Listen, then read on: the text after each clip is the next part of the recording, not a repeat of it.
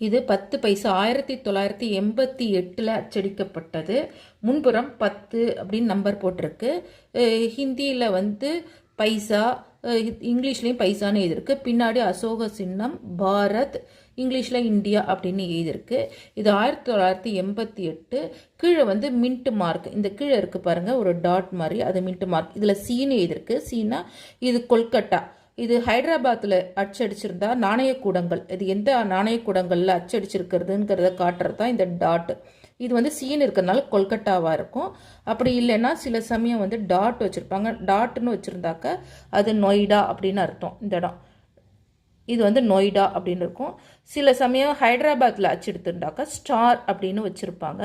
இதெல்லாம் தான் வந்து இது வந்து மின்ட் மார்க்குன்னு பேர். எந்த நாணயக்கூடங்களில் அச்சிடுறாங்கன்னு காட்டுறதுக்காக இது. இதில் சீன் இருக்கிறதுனால இது கொல்கட்டாவாக இருக்கலாம். அந்த நாணயக்கூடங்களில் அச்சிடப்பட்டிருக்காங்க. இது எவர் சில்வரில் அச்சடித்தது, துருப்பிடிக்காதது. 16 மில்லிமீட்டர் அளவில் உள்ள ஒரு 10 பைசா நாணயம். 1988.